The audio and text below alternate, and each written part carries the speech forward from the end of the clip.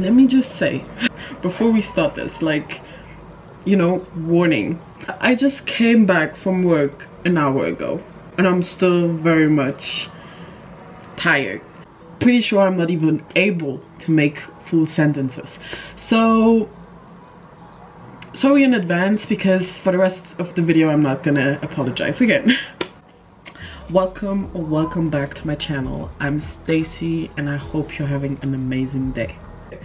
Welcome to my May plus June not TBR. Welcome to my May plus June wrap up. I didn't film one in May because I was in my exam season. Technically I was in my exam season in June too, but just till mid-June.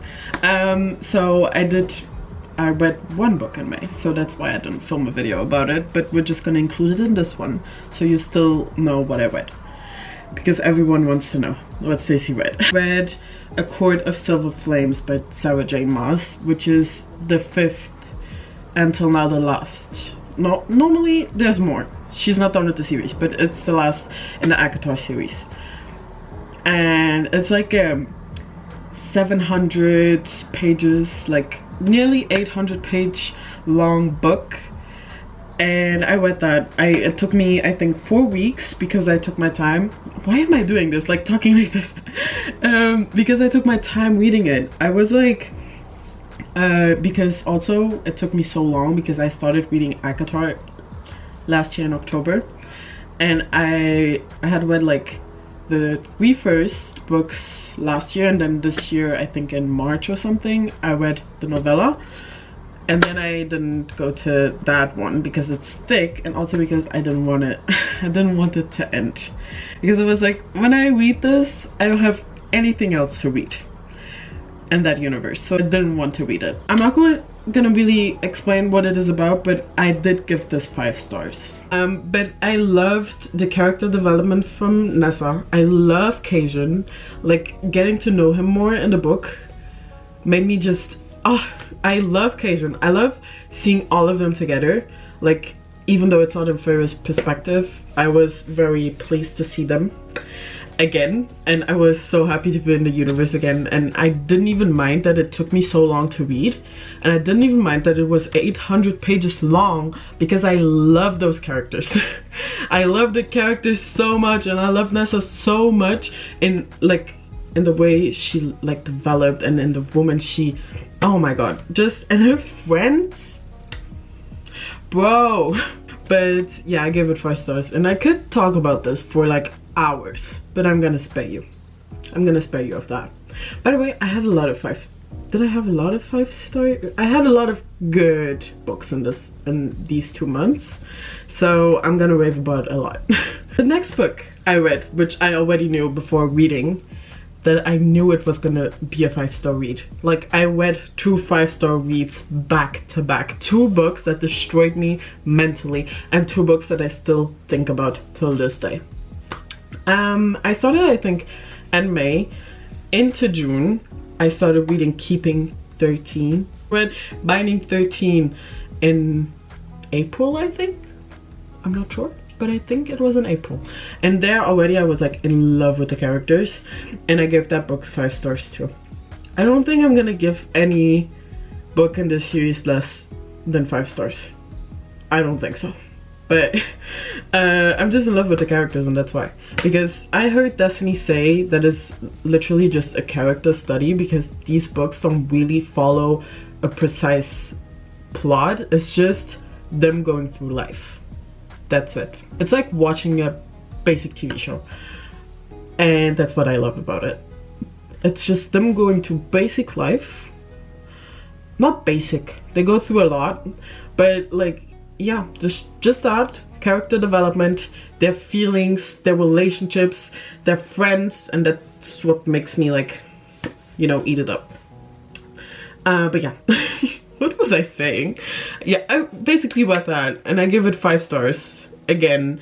And I cried on multiple occasions. It was so hard. Literally this time, I think it took me again like 2 to 3 weeks to read this book. And again, it was so hard to read. I took multiple breaks in between. And to be honest, if you're reading this, it's okay to take breaks, because it's frustrating and you suffer with them because they go through a lot, and it's just heartbreaking at sometimes, but also like heartwarming when they have good moments, you know? When they have good moments, you're just like, oh my god. But then when the bad hits, you're like, oh, I need a break because I'm gonna cry. I have multiple Snapchat videos of me basically this close to a mental breakdown because of chapters in that book. So check the trigger warnings before you like start the series, and when you've done that and you know what you're getting into, start it and read it and, you know, love it, because I don't get it. If you don't like it, like, what do you mean? I'm so attached to them, so attached. I just love a good slow burn, and I love getting connected to characters and feel like they're real people. That's what matters, man. I'm so, you can see how tired I am. You can hear it. I can't do this. After that one, I was very tired of getting my heart whipped out after I, you know, read A Court of Silver Flames and Keeping 13 back to back. I was like, okay, no, I have to slow down. I need YA. So when I said I needed YA, I started Love is a Revolution. Book is about Nala. Nala has a cousin, sister kind of thing. Their relationship is very complicated. But Nala and her cousin go to like a talent show, which is organized by organization that is for like everything that is activism and stuff and climate and stuff like that. Nala's cousin is one of them. Nala is not. Nala is not really interested into that stuff. She goes to that. She sees Ty. Ty is a guy, by the way. She sees Ty and she's like, oh, he hot. My synopsis, every time I tell the synopsis, it's just bullshit, but it's the plot. She says he hot. She talks to him. She basically lies that she's part of the organization, which he's also part of. Oh no, that's not what happens. She lies that she's part of an other organization and that she's an activist just so he likes her. She keeps the lie up, and then I think you can already imagine what's gonna happen, but she just lies to the guy and they start to date, and yeah. I gave this book 2.5 stars. I think, like, in my review, I said it's not a bad book. I didn't see the motive for her to literally lie to the guy. You know what I mean? And also I didn't feel the connection between them, because it was like everything they built up together was a lie. When I finished reading it, I was like, okay, I read that.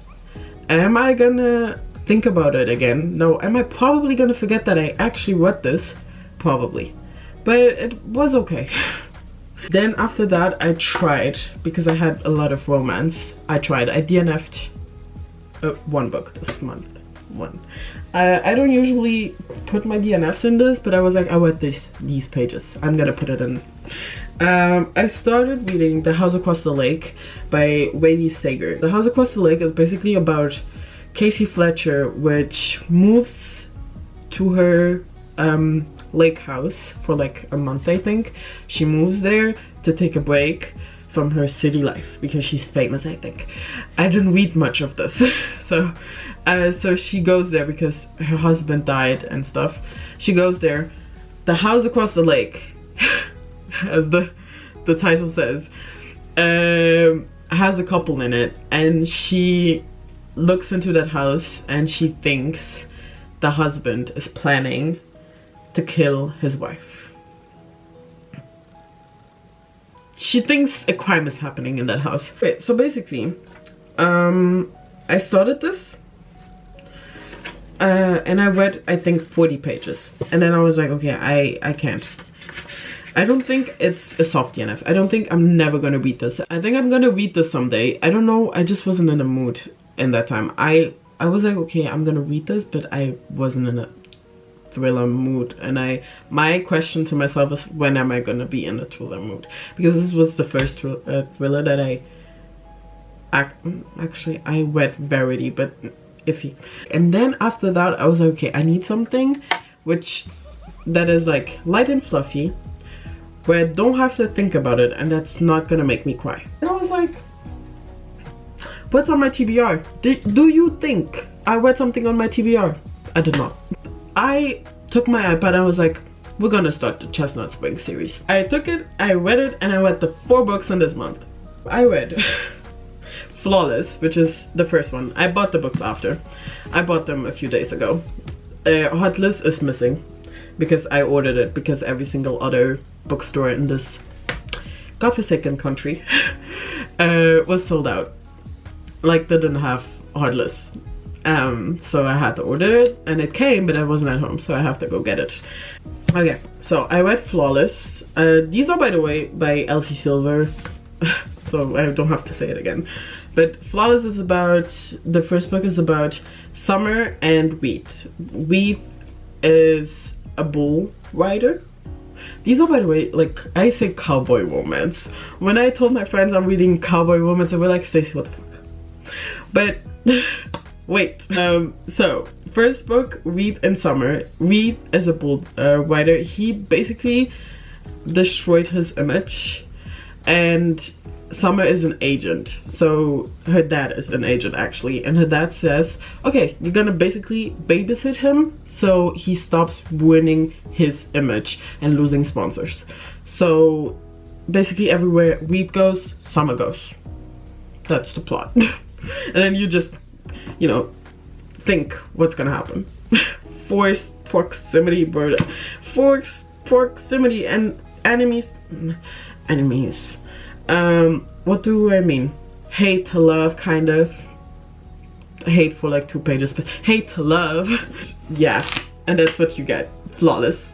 I gave this one, I think, 4.25. 4.25. All of these, by the way, are 4 and up. 4 and up.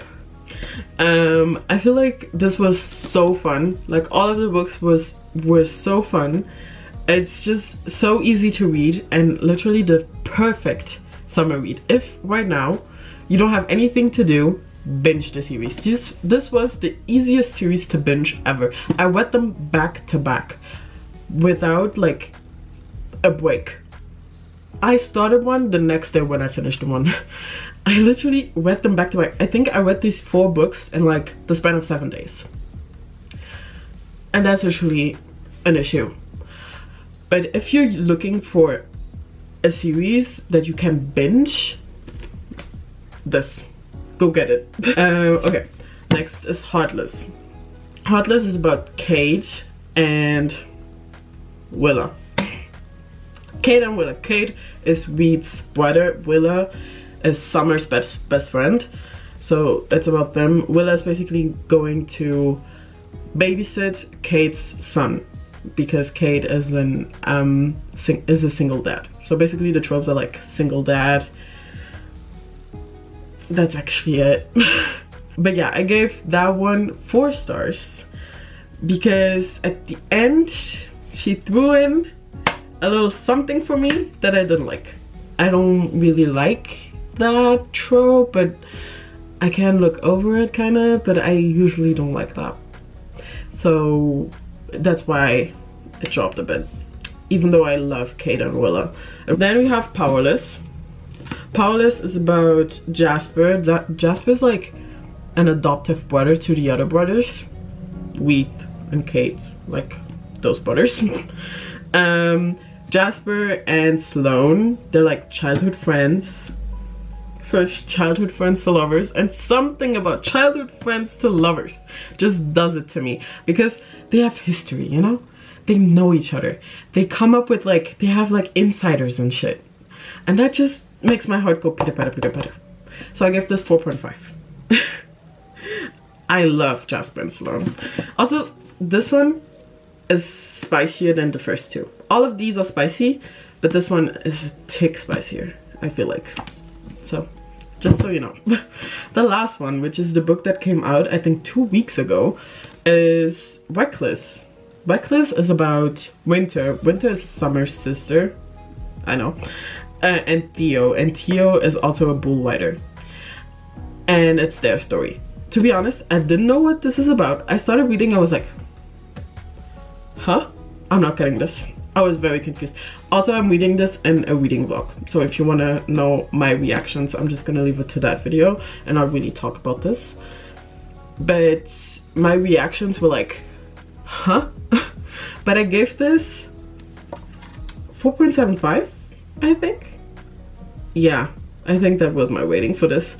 I didn't put it on my, yeah, 4.75. This was very good. I love their relationship, and I love Theo. Oh my god. And Winter, her redemption arc. Yes. So obsessed with these books. You need to fucking read these.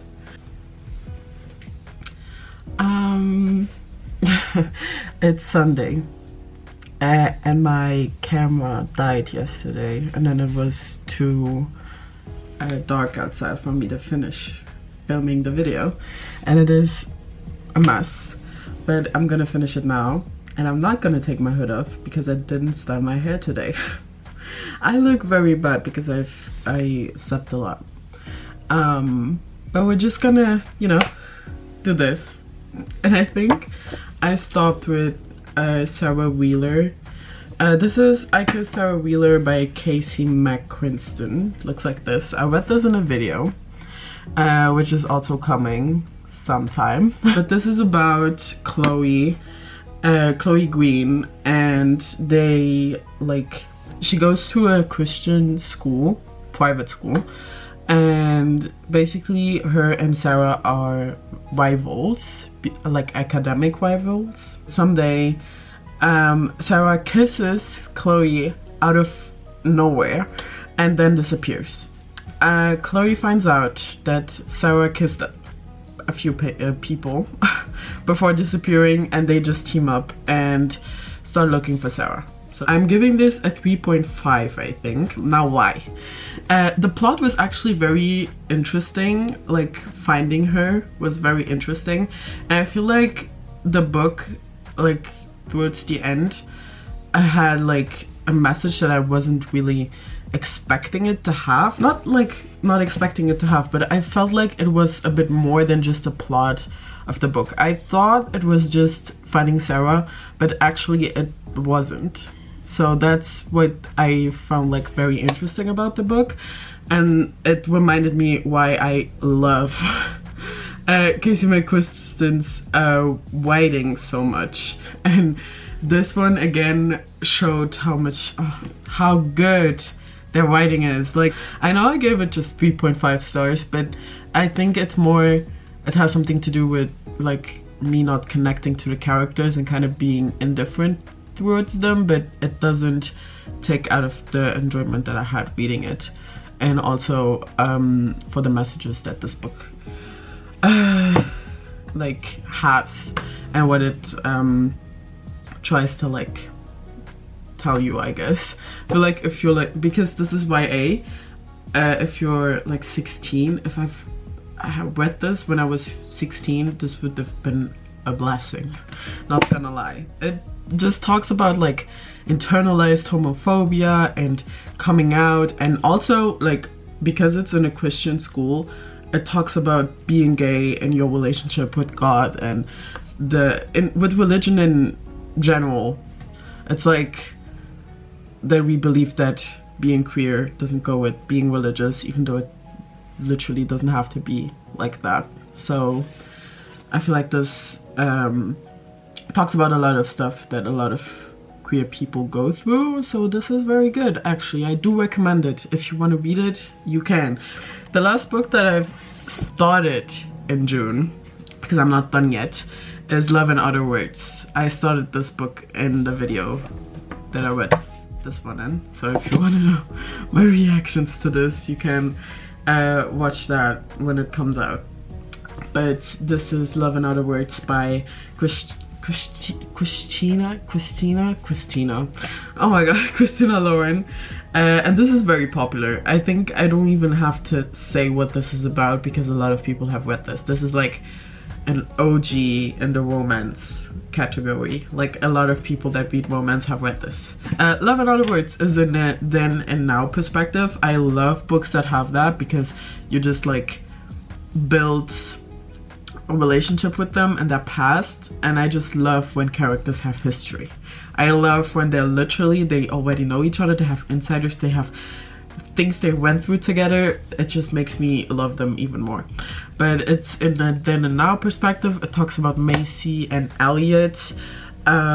Basically Macy and her dad have a weekend home because they go there every weekend in like a small town near them, and Elliot lives next door, and I think they met when she was 12 or 13, and they basically just shared the love for books and read together, which is already, you know, read together, and they had a falling out, kind of. I still don't know why. I'm not at that part yet. They had a falling out, and now they saw each other again, and that's it. So basically they were very close when they were kids, and now a few years ago later they meet each other again, and that's basically the plot of the book. It's just about like two bookish people. They love books, and the things they share. I'm not gonna even say anything. I'm not gonna say it because the fact that I skipped every single thing other people said about this book. Every single time someone said love and other, I was like, ooh, I'm not listening to that. Not even reviews I wanted to listen to.